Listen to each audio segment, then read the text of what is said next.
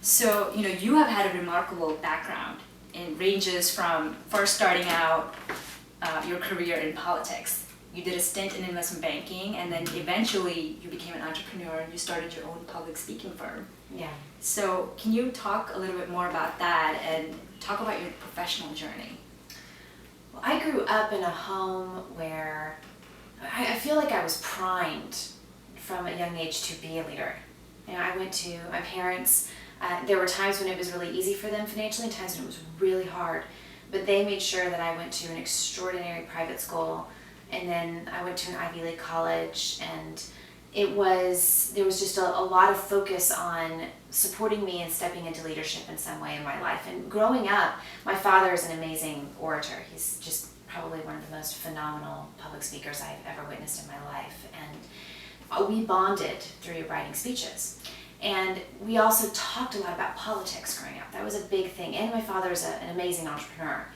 So I grew up thinking and feeling that I really wanted to one day be a U.S. Senator. That was my whole thing. And then I was actually voted by my class, my senior year, as most likely to be running for president. And it was just it was something in my bones and my juice. And I went to college, and I remember I got my first... What did you major in? I ended up majoring in history. Okay. Yeah, and with a minor in political science. Okay. And I ended up working for I left my college for the better part of a year to go and work on Capitol Hill. Mm-hmm. And I worked for a couple U.S. senators. And very quickly, though, I got pretty disillusioned with it. I mean, I worked on Capitol Hill, and what I just experienced was it was so slow. It was just like to make anything happen or change, just like molasses. It was just, I could not, and I'm a fast mover. And so something around that, really seeing, it's like you can see the picture from the outside of what it looks like, but then to see the inner workings, I left uninspired. Right. And so that's when I made the decision to go into business instead. And and also at that time in my life, I mean, frankly, I was really into wanting to do the things that were really impressive and that I thought other people would think were great.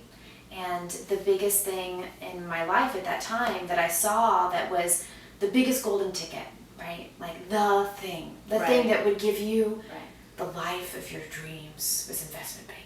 Right, and they make it seem that way when they recruit you. They sure do. Sure, you know, right? Yep. The lucrative career. The lucrative career, and you got the fancy dinners and the great cars. And they flew me out to San Francisco, and I got to stay in this like fabulous penthouse. I mean, like the whole thing. They really woo you. They woo you big time, and it was really sexy. And he was gonna make great money. I mean, great money for a 22-year-old coming out of college. Kidding me? For the average person, it's amazing. Forget it. For a 22-year-old, it's just too much. Yeah. And here was the vision, right? You go into investment banking and you end up getting a lot of credentials from that, and you spend 2 years, and then at the end of that 2 years, you get like a big fat bonus, and then there's like this silent thing out there, or this silent agreement, or this assumption that you're going to get into the best business school in the world because of that, because you're an investment banking analyst, and then you'd be able to have the most amazing job and the most amazing career and money and home and clothes and happiness. Right. I was completely dismayed when I realized that was not the case. Right. I felt like I had made a major wrong turn. I mean, I worked in the Transamerica Pyramid in San Francisco, and I just,